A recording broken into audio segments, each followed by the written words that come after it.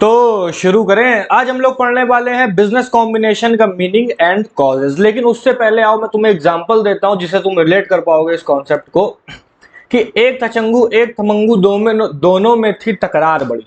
चंगू बेचता था चश्मा, मंगू बेचता था टोपी और बेल्ट।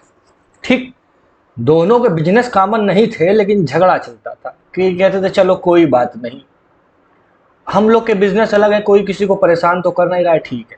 लेकिन चंगू मंगू को देखते हुए यहां पे आ गया एक लंगू। अब जो तुम सोच रहे हो मत सोचो, ठीक है, गंदी बात। ठीक, वहां आ गया लंगू। लंगू ने खोली एक और दुकान। उसमें उसने क्या खोला? चश्मा, बेल्ट और टोपी, तीनों चीजें इकट्ठे कर दी। अब तीनों चीज वहां मिल रही तो कस्टमर उधर ज्यादा ज्यादा जाने लगा। अब ये देख के चंगू मंगू ने क्या किया? चंगू मंगू ने सोचा हम लोग अलग अलग दुकान की जगह बिजनेस अपना वही रखते हैं पर एक में मिला लेते हैं।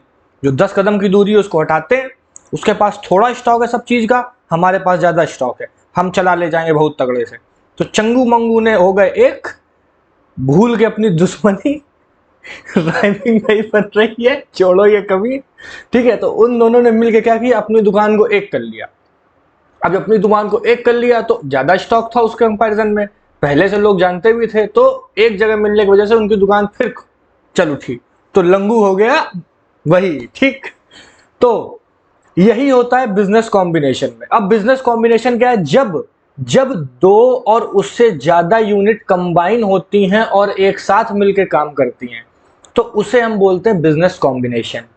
इसका मतलब है कि जैसे यहां तो मैंने एग्जांपल दिया, लेकिन जब दो सेम टाइप्स की यूनिट है, अब इसमें क्या हो सकता है? दोनों सेम यूनिट मतलब एक ही प्रोडक्ट बना रही हैं, उस केस में वो साथ कंबाइन मिलकर काम करें, या फिर दोनों एक दूसरे से इंटर रिलेटेड प्रोडक्ट बना रही हैं, उस केस में काम करें। तो इससे क्या होता है कि वो किसी भी स्पेसिफिक ऑब्जेक्ट को अचीव कर सकती हैं और जो भी कंपटीशन है उसको दूर कर सकती हैं। अब कंपटीशन को दूर कैसे करने का मतलब है कि मान लीजिए कोई एक कंपनी आई, उसने उसी प्रोडक्ट को कम प्राइस पे दिया, लेकिन दो अलग अलग कंपनीज हैं जो पहले से वेल स्टेब्लिश थी, वो ज्यादा पे प्रोडक्ट दे रही थी लेकिन वो कॉस्ट ऑप्टिमाइज नहीं कर सकती हैं। पर वो दोनों कंपनी अगर साथ में कंबाइन हो जाएं तो वो कॉस्ट ऑप्टिमाइज कर सकती हैं और अपने बिजनेस को लेवल पे ला सकती है। तो उस केस में क्या होता है? कॉम्बिनेशन चुना जाता है। तो इसका सिंपल सिंपल मतलब होता है to combine is simply to become one of the part of whole, and combination is merely a union of person to make or whole a group the prosecution of common purpose। एक purpose को पूरा करने के लिए जब दो लोग combine होते हैं, उसी की डेफिनेशन है जो लिखनी होती है, लेकिन तुम लोग याद करके तो जाते नहीं, अपने मन से बना के लिखेंगे, छोड़ो।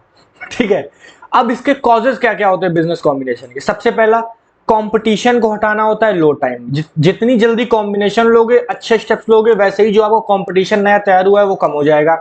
क्राइसिस से ओवरकम आने के लिए, मतलब दो कंपनीज थी, अलग अलग चल रही थी लेकिन डेप्ट में जा रही थी, साथ मिलके आई, डेप्ट जो है वो साथ में झेला, अपने बिजनेस को बढ़ाया, सही हो गया, तो क्राइसिस से बचे।